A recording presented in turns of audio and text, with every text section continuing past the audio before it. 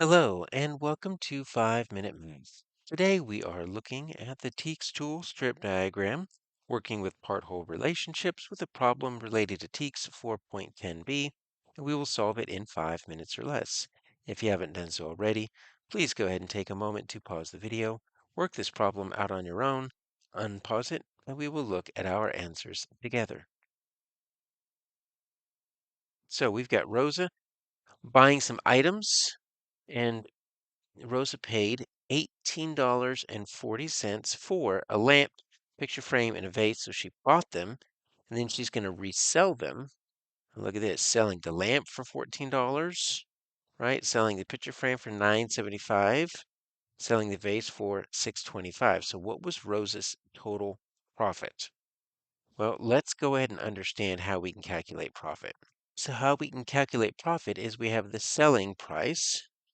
And once we have that selling price, we have to not just think, oh, that's how much money we made. Yes, we sold for that, but we also had to buy the items.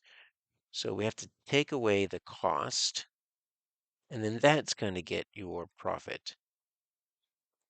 So what is our selling price? Well, this is going to be our selling price, and that's going to end up being our total. That's our total amount of money that we made for selling these items, not the profit, but the amount of money that we receive for selling these things. So let's make a strip diagram, and let's just go ahead and put that into a part whole. And the challenge here is my total is going to be three different parts, right? We've got $14, $9. I'll make them a little bit uneven because that 14 is going to be the biggest. $9.75, and then $6.25. So how much is that? We need to add this up. We need to figure out what that is. And so let's go ahead and put our $14. Make sure we're lining everything up with the decimal. $9.75, $6.25. Now, we could do this mentally if we want, because take a look at this. 75 and 25, well, that's 3/4, and that's 1/4. So if you put 75 cents and 25 cents, that's just going to make an extra dollar. And then what we could do is we can say that's an extra dollar, so that this is going to go up to 10. And now I'm just adding 10, 14, and 6. So we can add that mentally. That's going to be 24 and 6, that's 30. Or we can do it the long way here, 10. But sometimes mental math is going to be a little bit easier. 1 and 7 make 8. Add the 2 is 10. 1 and 9 make 10. 6 and 4 make 10. So 2 tens make 20. And I've got $30. All right, so she makes $30 for selling everything. But that is not her profit. Her profit is going to be a part. So there's two parts that we need to deal with here. The first part is going to be the actual money. She spent $18.40 to get this stuff. So that has to come from something. That's going to come from her selling price.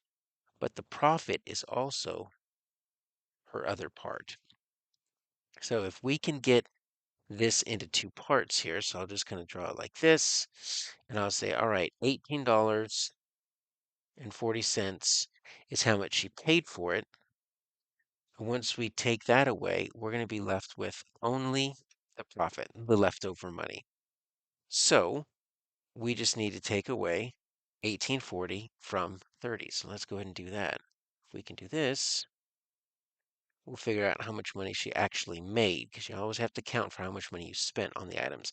Lots of regrouping here. So I don't need to do anything with the pennies, but I do need to regroup here for the dimes. And so I'm going to take a 10, I'm going to leave two tens. I'm going to break that up into 10 ones. Take a 1, leaving 9 ones. Now I'm going to break that up into 10 dimes. Now I'm ready to subtract. And so 10 minus 6 is going to give me 6 dimes. 9 minus 1 is going to give me $1. And then 2 tens minus 1 10 is going to give me 110. So I've got $11.60. That is the total profit after selling the items for $30 and spending $18.40 to purchase the items at a garage sale.